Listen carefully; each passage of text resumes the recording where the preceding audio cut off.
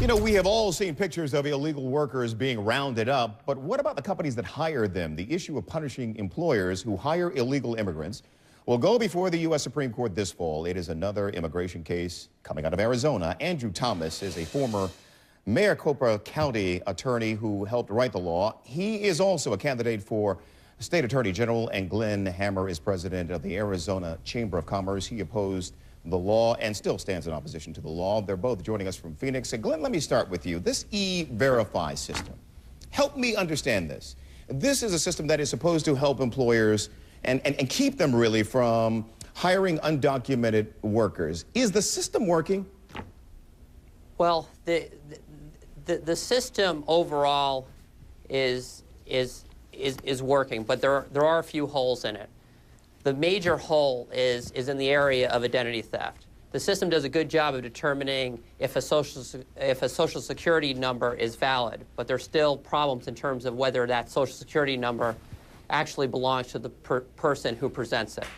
Okay, so Andrew, is fixing that system, is that a common sense way to go here? And should E-Verify be mandatory for all employers? Well, E-Verify certainly is a very effective tool for trying to ferret out illegal immigrants in the workplace, and Arizona law is bootstrapped onto that, and I think it is working effectively. We do have a problem with identity theft, particularly in Arizona, and that relates to our illegal immigration problems. I agree with Glenn as far as that goes.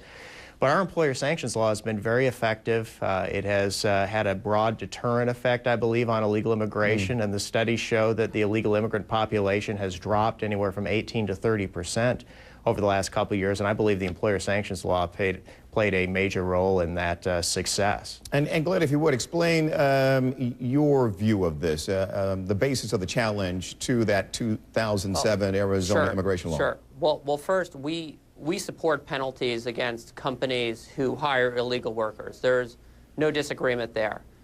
We believe, though, that this is a federal responsibility. Let's remember the E-Verify database. It's not a state-by-state database. It's a federal database. And we believe that the sanctions should also be on the federal level. Now, we also support, we do believe that it would be appropriate. We should have one standard for every company in the United States, and it should be the E-Verify or another system that is bulletproof, so employers can easily and without much cost determine the legal status of their employees. And Andrew, is this another case of the state stepping in to an area where the federal government hasn't been as effective as you think and many others think it could and should?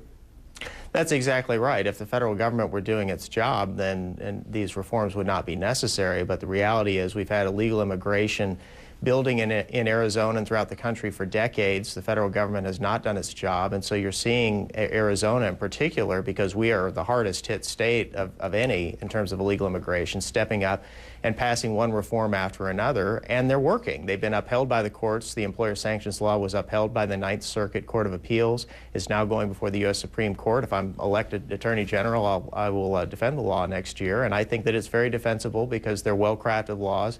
They're working, and they're necessary because the federal government is simply not willing to take care of the problem. Glenn, can I have you take on a bigger question here? Is there a vested interest by businesses in this country to not push for a tougher verification system? No. Employers actually want the wiggle room to hire undocumented workers? Absolutely not.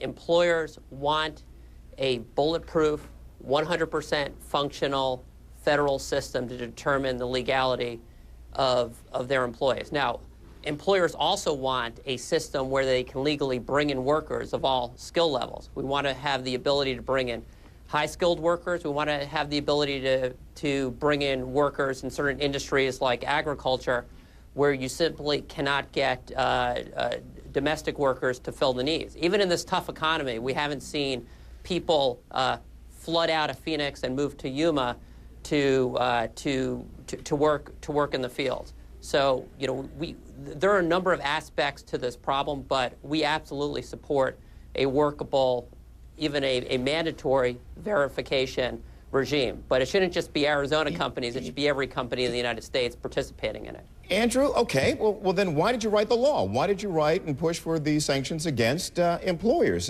Do employers have a vested interest in not pushing for stronger enforcement in this area because they want the wiggle room to hire undocumented workers?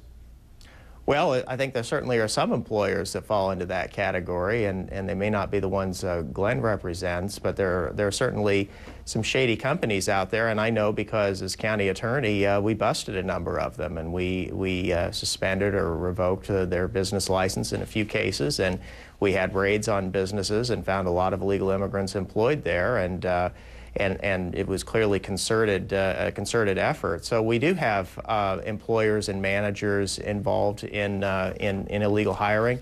And again, the reason Arizona has had to do this is because the federal government has refused to. They have not taken care of the problem. And anytime they're willing to step up and take care of the problem for us, I'm sure we can find something else to spend our time and money on, but we've been waiting for decades, they've refused to do it, and we now have a crisis situation in Arizona, and this law deals with that. And Glenn, one last question. Why is it more? It doesn't feel to me that enough of the fire is being trained at Congress for not taking up this issue. Oh, well, I'll tell you right now, the business community in Arizona is aiming its fire at Washington. Andy Thomas is fundamentally correct that this all stems from the federal government's inability and unwillingness to secure our border. And it also stems from the federal government's unwillingness to compensate Arizona for the costs of this problem. I mean, when Janet Napolitano was our governor, she held a press conference in D.C. demanding hundreds of millions of dollars from the federal government, from the Bush administration, to pay for the costs of illegal aliens.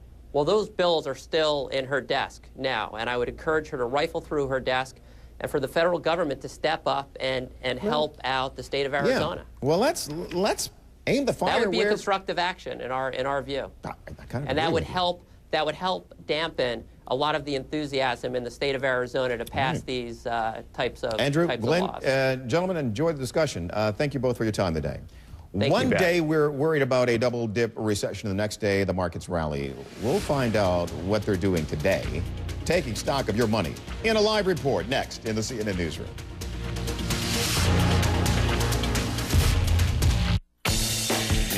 While riding his bike, my 8-year-old fell off and broke 2 permanent